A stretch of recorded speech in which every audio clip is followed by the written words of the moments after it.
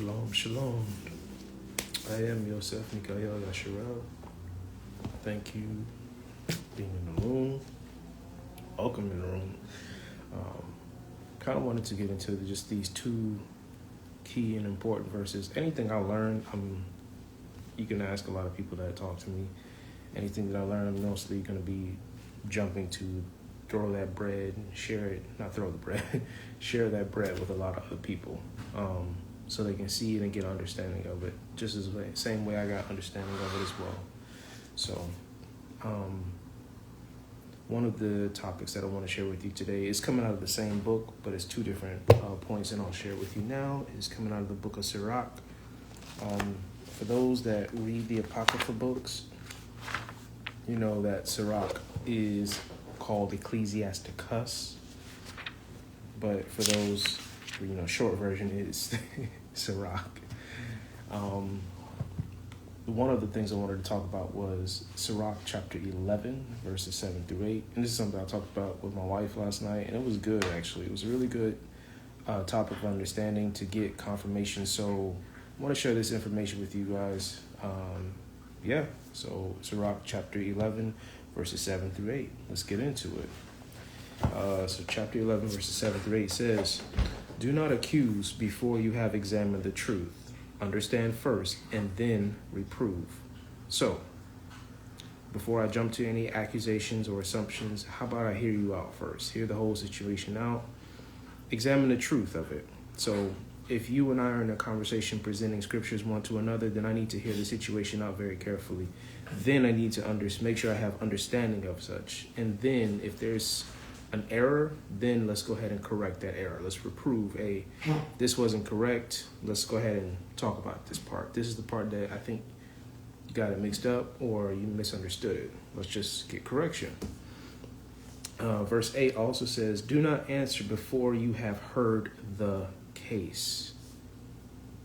I feel like a lot of us do that, where we're in a situation where we're so busy trying to get our point across. We're trying to make sure that we're heard, and that we're trying to get you to recently I heard someone say get you to concede or concede, I don't know which, but yeah, they wanted you to understand and submit to their understanding. And I'm like, this is not what we're here for. This is not what we're supposed to be doing.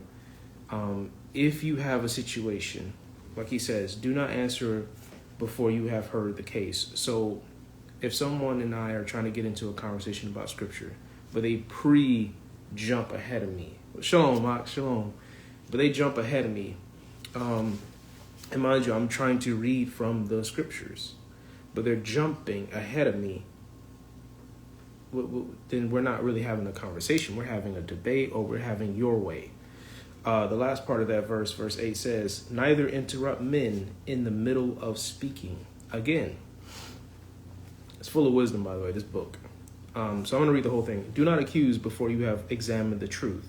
Understand first and then reprove. Do not answer before you have heard the case. Neither interrupt men in the middle of speaking." So, how many people have interrupted the Messiah when he was teaching? I'll wait. I'm pretty sure nobody really interrupted him. They were so busy trying to figure out where was he getting all this understanding and knowledge from, or what was he talking about. But in the middle of conversations, don't interrupt. Let them finish talking and then answer. But always in the middle of the time while they're speaking, you need to be providing scriptures to back up understanding, not your point. And it's too much of I'm trying to drive my point, man. I'm getting to my point. Yeah, it's not your point. If we're talking about scriptures, none of us have a point.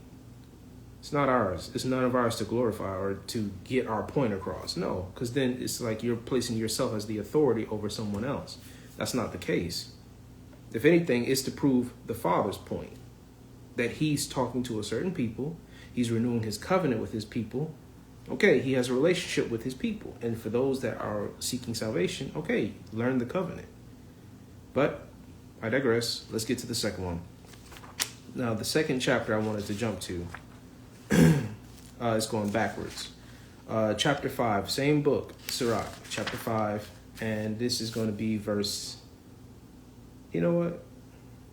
I'll go ahead and include 11 and 12. I'll make sure I mark that up. Sirach chapter 5, verses 11 and 12. This one is very important. Be swift to hear and let your being be sincere, and give answer with patience. Let me read that again. Be swift to hear. So you've heard that before. Be swift to hear, slow to speak. Where do you think they get it from? Be swift to hear and let your being be sincere. So don't be agitated. Don't be you ready to attack and go to war. And give answer with patience. I'm working on that. I think I got it. I think I'm working on a point of answering people with a patient tone. But if you just still don't understand what I'm talking about, then at a point I'm kind of like, I kind of don't want to talk to you anymore. Not that that's not that I hate you. No. It's just I kind of don't want to waste words. Casting pearl before the swine, respectfully. Like, I don't want to waste words of wisdom and understanding, and you just like, no, I get it. But you're actually not processing anything I'm talking about. So, verse 12, if you have understanding, answer your neighbor. If not, put your hand over your mouth. Shut up, pretty much. If you have understanding, if you have an answer, answer your neighbor. If you have understanding, answer your neighbor. So if you ask me a question and I have the understanding to it and I'm connecting it for you, okay, I'll happily give you the answer, man. Break bread. But if I'm looking and appearing like I know what I'm talking about, but I actually don't know what I'm talking about, I don't have any answers, and I'm just kind of like fiddling everywhere here and there, it's best to just put your hand over your mouth. Just stop talking. It's okay. There's nothing wrong with that. There's nothing wrong with just shutting up. So, like I said, I don't want to drag this video on too long, but you get my point. So this is the two things that I wanted to talk about today in this little short video. I may make another video today. It is Shabbat, so I'm definitely going to be resting and studying. I'm actually going to jump into the study, one of the parables that Hamashiach Yahushua talked about, which was the wedding. I want to get into studying that one, but I love you, family. Let me read these one more time, just so I'm not leaving y'all on a cliffhanger. So, Sirach chapter 11. Sirach chapter 11, and it says, do not accuse before you have examined the truth. Make sure y'all read. Examine. So if you hear me talking about scriptures, go read it. Read it with me so you can see, like, I'm not just, come on, dude. And then also, it's not my truth. It's his. So examine it, though. Please examine it. And if I'm talking out the side of my neck about something that has nothing to do with scriptures, feel free to ignore me. Understand first and then reprove. Do not answer before you have heard the case, neither interrupt men in the middle of speaking. Make sure y'all stop doing that. And then chapter 5 of the same book. Be swift to hear and let your being be sincere, and give answer with patience. If you have understanding, answer your neighbor. If not, put your hand over your mouth. Stop talking.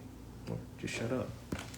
But, love you, family. I will see y'all next time. I will be posting this on YouTube, TikTok, and Facebook, and obviously Instagram. But I love y'all. Make sure y'all like, follow the channel on YouTube. Trying to get them numbers up and get more messages out like this. Shalom, family. Or Shabbat Shalom. Shabbat Shalom.